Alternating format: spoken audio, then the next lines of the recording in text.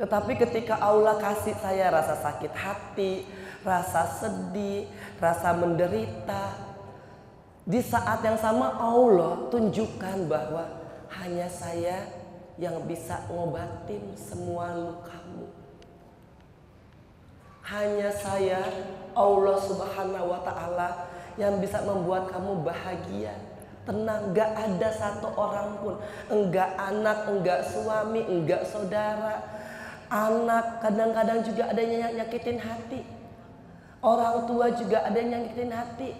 Suami ada yang hianat. Kita masih hidup udah kawin lagi, bener nggak?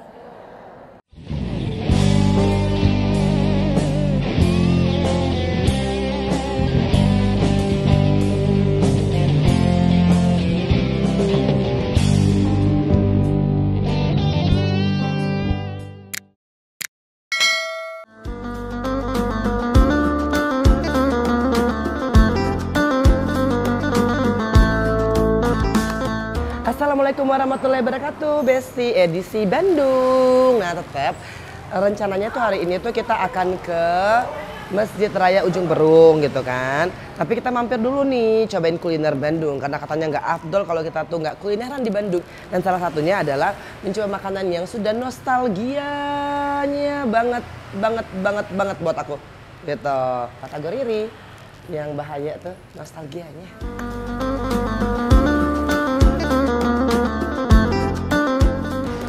Ayo ya, pokoknya di sini nih Batagoriri. Nah, come on. Yummy. Pesen dulu ya. Nah.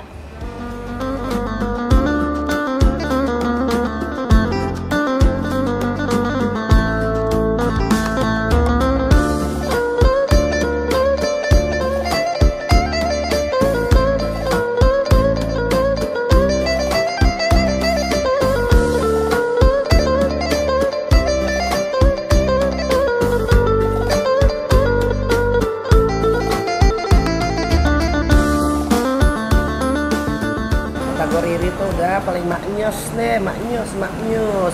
Dan nostalgianya lebih maknyos lagi. Bagaimana, Besti?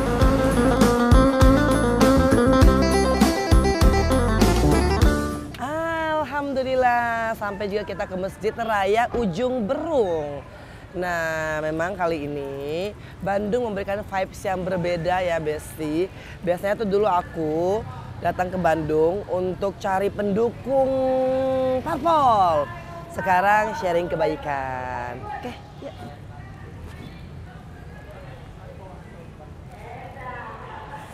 Assalamualaikum warahmatullahi wabarakatuh. Oh iya ya, ketemu lagi kita ya, Masya Allah. Asal ketemu lagi.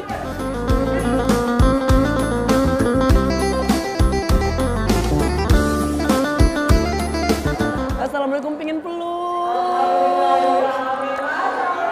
Masya Allah. Nuhun pisan, Masya Allah. Ya Allah, alhamdulillah. Masya Allah.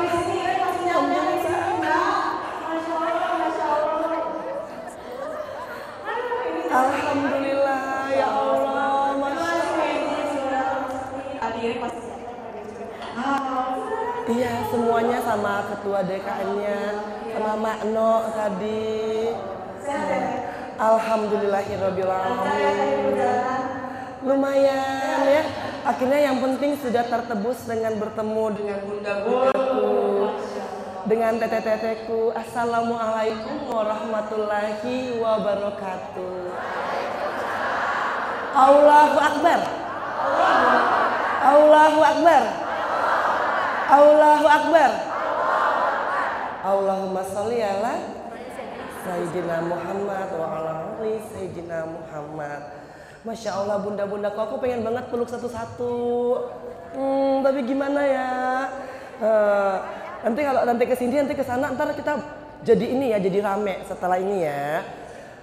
Bunda-bundaku, tete-teteku, nggak ada yang lebih bahagia selain bertemu dengan saudara-saudara seiman yang walaupun belum pernah kenal sebelumnya, tapi selalu memperhatikan, mengikuti, dan bisa mendoakan saya dan mendoakan anak semata wayang saya, Kianu Duha Jabar Masaid.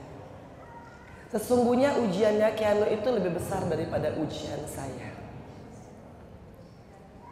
Saya alhamdulillahnya terlahir dari keluarga yang sampai saya kuliah, sampai saya kerja, komplit, saya nggak pernah merasa kekurangan, baik kekurangan materi maupun kekurangan kasih sayang. Tapi Kianu terlahir setahun setengah harus ditinggal meninggal oleh ayahnya. Belum selesai Kianu berjuang, pas 2,5 tahun saya harus disekolahkan di lapas perempuan. Ya Allah Bunda, sesungguhnya kenapa saya kuat? Pertama karena Kianu, dan kedua karena saya yakin bahwa insya Allah kalau ujian di dunia ini saya bisa lewati, mudah-mudahan surga bisa menjemput saya. Amin, amin ya robbal alamin. Hal yang kita semua paling takutin di dunia ini kan masuk penjara. Saya ketika mau masuk penjara itu, setahun itu lantang luntung, jiwanya nggak tenang, nangis hampir tiap malam. Nggak kebayang tuh nanti penjara kayak mana ya. Belum lagi proses sidangnya, bolak-balik, ditanya sama jaksa, sama hakim, belum lagi dikonfrontir, dan posisinya pada waktu itu tanpa suami. Gak ada yang bisa curhat, gak ada yang bisa dukung. Kalau ke orang tua pasti hanya akan ngomong, itu kan pilihanmu. Udah cukup mama papa sekolahin kamu sampai ke Australia, pulang lagi sampai S2 di UI. Tapi kamu memilihnya begini. Bertanggung jawab sendiri. Apalagi dengan keputusan besar saya untuk berpindah agama. Rasanya malu kalau saya tuh merengek ke orang tua saya. Jadi saya hadapin sendiri, mudah-mudahan. Pada waktu itu belum kenal yang namanya Al-Quran, belum kenal yang namanya Allah. Nabi Muhammad SAW itu belum ada. Mu'alaf sih mu'alaf. Ikut Mas Aji karena cinta, iya. Tapi menjalankan Islam itu belum. Nah ketika pada saat kita mau masuk ke dalam penjara itu, ya Allah Bunda. Makanya pertanyaan yang paling utama adalah kita mau masuk penjara aja perasaan tuh udah nggak enak banget, rasanya nggak tenang. Gimana kalau kita masuk neraka? Harusnya kita takut. Ya Allah nanti masuk neraka gimana? Alhamdulillah Allah takdirkan saya untuk bisa mengalami fase saya mau masuk penjara sampai masuk penjara, sehingga ada ketakutan yang selalu menghantui. Ya Allah, neraka dunia aja begini, gimana nanti neraka yang beneran? Neraka dunia aja panasnya, nauzubillah min zalik, bunda-bunda, gak ada AC. Udah begitu belum tentu juga gitu loh kita di sana, seperti cerita-cerita ya Allahu alam, saya nggak tahu apa yang terjadi di lapas-lapas yang lain, tapi di lapas di mana saya pernah ada sebagai warga binaan, alhamdulillah. Ternyata walaupun memang itu dianggap sebagai lapas yang paling ketat se-Indonesia, yang nggak bisa ngapa-ngapain, dalam artian uang nggak laku, itu tempat ternyata bisa membawa saya menemukan hijrahnya saya. Kalau kita bicara soal hijrah, berarti ada perpindahan dari satu tempat ke tempat yang lain. Masalahnya sekarang bunda-bunda, kita nih paham nggak kita sekarang ada di mana? Kalau kita belum tahu tempat kita sekarang, bagaimana kita akan hijrah? Kalau kita nggak pernah tahu bahwa saya ini salah, saya ini masih banyak dosanya, saya ini nanti nggak bakal diterima oleh Allah, baru kita akan memutuskan untuk hijrah. Saya alhamdulillah di sini Bunda-bunda enggak ada maksud untuk menggurui ataupun menasehati, hanya ingin berbagi pengalaman di mana saya mengalami fase membutuhkan Allah di atas segala-galanya. Saya butuh Allah karena saya ditinggal oleh orang-orang yang saya sayangi. Saya ditinggal oleh orang-orang yang katanya bestinya aku, yang katanya teman baik, yang katanya udah Mbak Enji pokoknya kalau kamu tuh lagi susah ke saya aja. Teman-teman yang bilang udah kita tanggung bersama-sama ya. Ternyata apa bunda-bunda, setahun oke, 2 tahun udah mulai nurun, 3 tahun saya ditinggal wae bablas. Pasti kita ada rasa sakit hati. Tetapi ketika Allah kasih saya rasa sakit hati, rasa sedih, rasa menderita, di saat yang sama Allah tunjukkan bahwa hanya saya yang bisa ngobatin semua lukamu. Hanya saya, Allah Subhanahu wa Ta'ala, yang bisa membuat kamu bahagia, tenang. Gak ada satu orang pun, enggak anak, enggak suami, enggak saudara. Anak kadang-kadang juga ada yang nyakitin hati. Orang tua juga ada yang nyakitin hati. Suami ada yang hianat. Kita masih hidup udah kawin lagi, bener nggak? Ya, apalagi temen kadang-kadang kalau kita lagi banyak duitnya, kita lagi punya kuasa, datang, kita dipuja-puja, kita diangkat-angkat. Setelah kita kena masalah, nggak hanya ditinggal, diomongin di belakangnya bunda-bunda. Sebenarnya sih dari dulu aku udah tahu kalau dia tuh begini. Astagfirullah. Sebenarnya emang kelakuannya begitu. Astagfirullah. Pas giliran lagi terima duitnya nggak pernah diomongin. Bener nggak bunda-bunda ya? Iya. Tapi ketika udah nggak terima duit mulai nggak hanya ninggalin, ngomonginnya itu pedes sampai ke hati. Makanya apa yang kita harapkan dari tempat yang adanya pengkhianatan, sakit hati, dendam, air mata, yuk kita pindah ke tempat yang insya Allah walaupun kita disakitin manusia, kita nggak merasa sakit. Kita ditipu sama manusia, kita nggak merasa ketipu. Kita dihianatin oleh manusia, kita nggak merasa dihianatin. Itulah hijrah yang sesungguhnya. Pindah yuk ke tempat yang lebih membawa ketenangan. Kita ditipu orang, kita malah bilang alhamdulillah saya bisa bersedekah. Kita dihianatin orang, artinya kita bilang sama Allah, alhamdulillah saya dikasih kesempatan untuk bisa mengampuni. Kita disudutin orang, kita bisa berkata alhamdulillah.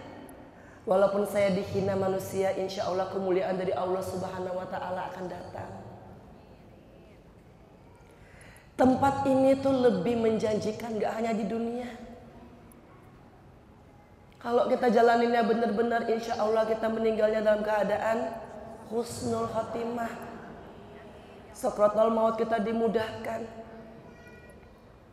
Kita meninggal gak ngerepotin orang banyak, gak punya utang banyak. Kita juga melewati jembatan Shiratal Mustaqim juga insya Allah mudah. Dan kita bertemu dengan kekasih kita Nabi Muhammad SAW. Karena tempat yang sekarang ini gak ada gunanya bunda-bunda. Kalau kita cari hanya harta, kita cari cinta dari laki-laki atau dari seorang suami atau dari anak atau dari istri, kita akan kecewa. Karena cintanya itu kadang-kadang tergantung yang namanya fulus. Kalau duit lagi banyak, cintanya juga luar biasa. Walaupun kelihatannya biasa-biasa aja, kita pasti dipuji, ya Allah cantik banget. cantik pisan gitu ya kalau sesudahnya. Tapi kalau duitnya udah mulai menipis, sudah mulai, walaupun kita udah dandan tetap aja kita nggak dicuekin. Pas dilihat dia cari perempuan lain, ya Allah, perasaan kok aku cantik masih oke, badan masih oke. Yang beda itu adalah dompetnya bunda-bunda. Jadi kalau kita ngarapin di dunia ini yang hanya akan kita tinggalkan, percuma bunda-bunda. Saya masuk ke dalam penjara itu lagi punya banyak banget. Tempat tidur, kamar, banyak, rumah gede, mobil banyak, pembantu saya ada 8, supir saya 2, tukang kebun ada. Ketika saya masuk, yang nikmatin siapa? Pembantu saya, ya Allah. Sopir saya, ya Allah. Itu udah alhamdulillah, gak digarongin. Walaupun tahun ketiga, tahun keempat juga bablas saya habis semuanya. Banyak cerita yang dari lapas, baru juga 2 minggu di dalam penjara. Ya kan hartanya udah dijual sama suaminya. Astagfirullah. Yang kita bela-belain bertahun-tahun, kita pergi pagi pulang pagi, kita kumpul-kumpulin semuanya, enggak kita nikmatin juga. Udah gitu lebih lagi ceritanya miris. Udah kita kumpul-kumpulin, udah jadi kaya raya, tiba-tiba kita meninggal, suami kita kawin lagi. Sakitnya di mana? Udah gitu istri baru nikmatin anak-anak berantem gara-gara warisan. Astagfirullah. Udah bukan cerita 1-2 orang. Tuh jadi pertanyaan, apa kita kumpul-kumpulin dan kita bela-belain yang akhirnya juga belum tentu milik kita. Bener nggak? Bener apa bener? Bener. Karena Pak, rumah yang kita punya sekarang belum tentu juga punya kita loh. Kalau besok kebakaran,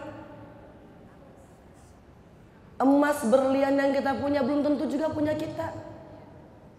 Kalau ternyata berliannya palsu, makanya kadang-kadang saya ketika sudah mengalami perjalanan spiritual, melihat hidup ini tinggal bagaimana saya mendapatkan surganya Allah. Toh juga rumah mewah, banyak kamar. Kalau anak-anak udah gede juga pergi tinggal sendirian. Paling ujung-ujungnya kita cari juga rumah yang kecil biar bisa ngumpul. Mobil, punya mobil banyak, mobil besar, ujung-ujungnya pakai juga mobil yang kecil. Karena jalanan macet. Toh pertanyaannya sekarang berarti kita ngumpulin itu cuman karena pengen dipuji sama orang.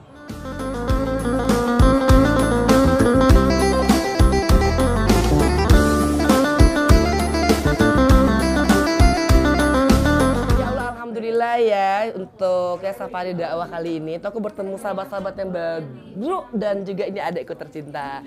Ya pokoknya ikutin terus ya, jangan lupa di subscribe, like, share, dan komen. Assalamualaikum. Assalamualaikum.